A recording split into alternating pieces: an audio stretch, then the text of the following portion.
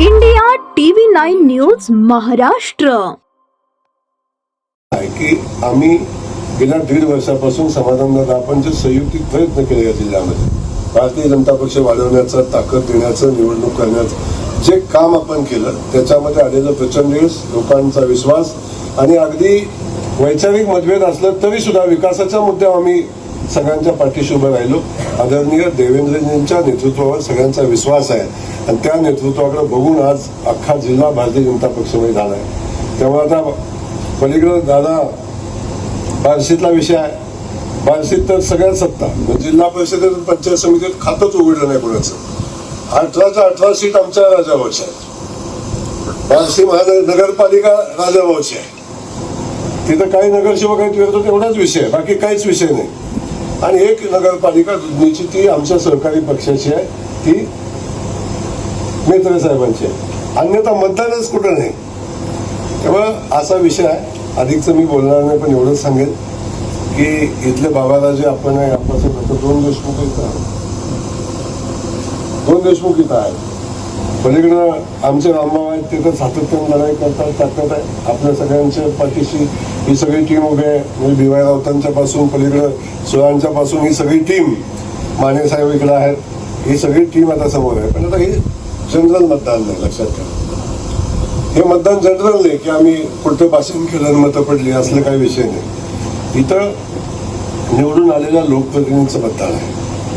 त्यामुळं प्रत्येक मत हे विचारी माणसाचं मत आहे. ज्यानं समाजकारणात, राजकारणात काम केलं अशा माणसाचं मत आहे. त्यामुळं प्रत्येक जण नेत्यांची मतं आहेत. आता हे गाव पातळीवर, आपल्या शहर पातळीवर ते नेते आहेत, त्या नेत्यांचं मतदान आहे. त्यामुळं या परिस्थितीमध्ये मला खात्री आहे, नातेपुतेची परिस्थिती, मी आकडेवारी मला माहिती आहे, पण आता ते सांगणार. कधी कधी आकडेवारी न सांगणं शहाणपणात असतं. मी सांगणार नाही, पण फार काय समोरच्यांच्या हाताला लागेल अशी परिस्थिती सध्या तर दिसत नाही. मानसेवसमध्ये ती काय वेगळी परिस्थिती, काय फार वेगळी परिस्थिती आहे.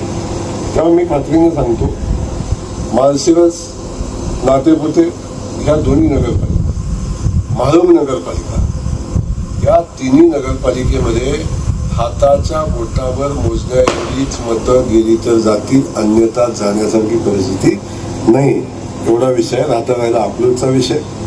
तिथे आपण खातं उघडलंय, तिथे आपले मतदान आहे आणि काही अदृश्य शक्ती आहेत त्या आपल्यासोबत काम करणार आहेत. तिथं काय अडचण नाही. जिल्हा परिषदेचं काय मतदान आहे, एवढा विषय आहे. पण लोकशाही आहे. काही जणांचं म्हणणं होतं की लोकशाहीनं मध्ये निवडणूक लढायचा आम्हाला अधिकार आहे. आणि हे कोणी सांगावं, लोकशाही.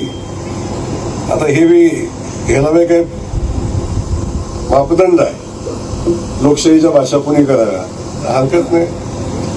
कोणीतरी म्हणलं ते 16 मताचा विषय आला, ते कुणावर बोललं तरी ते माझ्यावर बोलले म्हणायचं, सुरुवात करायची.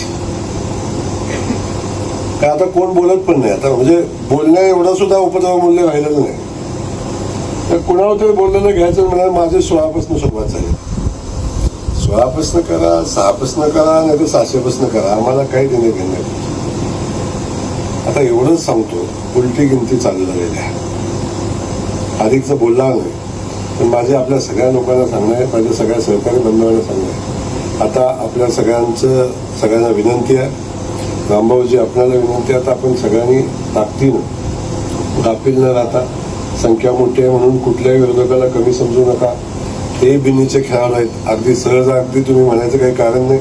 प्रस्थापित आहे, ते सगळ्यांना फोन करतायत. बँकेत असं केलं राजाभाऊनी, सगळीकडे फोन करतात. आपले जुने नातं आहे.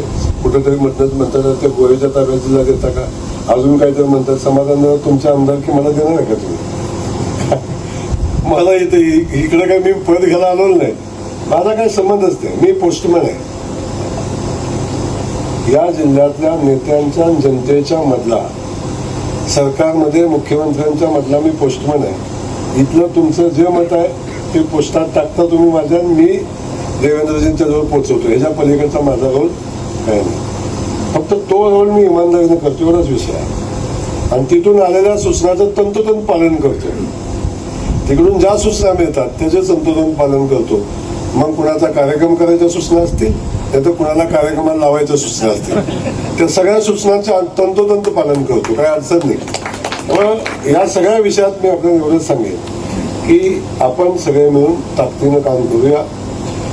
आणि जो न्यूनगंड निर्माण झालाय, कधी कधी दिवा विजताना मोठा होतो, असे कधी कधी होतं, तर जो न्यूनगंड निर्माण झालाय तो न्यूनगंड कधीतरी तुटायला पाहिजे, तो तुटेल. एवढंच मी खात्रीने सांगतो. ही निवडणूक बिनविरोध होत असताना ज्या पद्धतीनं ही निवडणूक लादण्याचा प्रयत्न केला, त्याचं उत्तर या जिल्ह्यातली आमचे सगळे मतदार बंधू दिल्याशिवाय राहणार नाहीत. आणि ज्या दिवशी निकाल लागेल, मी आज सांगतो समाधान दादा, कुणाची गणती 16 पासून चालू झाली, पण आमचं गणित 500 पासून पुढे चालू आहे. त्यामुळे कुणाचं काय चाललंय याच्याशी फार चर्चा करू नका. आपण सगळे मिळून ताकदीनं काम करावं एवढीच विनंती करतो. आणि एवढा मोठा विजय जिल्हा परिषदेमध्ये मिळाला, नगरपालिकामध्ये मिळाला, आणि आता परीक्षेची वेळ आली, बाबाराजी नातेपुतेची वेळ आली, आता महाशिरची निवडणूक आली आणि महामची पण आली. आता होईल दूध का दूध, पाणी का पाणी. आता काय फार दिवस लांब नाही, त्यावेळी ठरवू. पण आज सांगतो की राजाभाऊ आमदार होण्यासाठी आपण सगळेजण भरपूर आहे. राजाभाऊ आमदार होण्यासाठी ज्योतिषाची गरज आहे का, तर बिलकुल नाही. पण राजाभाऊ आमदार होत असताना झालेलं मतदान हे माननीय देवेंद्रजींच्या प्रतिमेला शोभेचं असलं पाहिजे.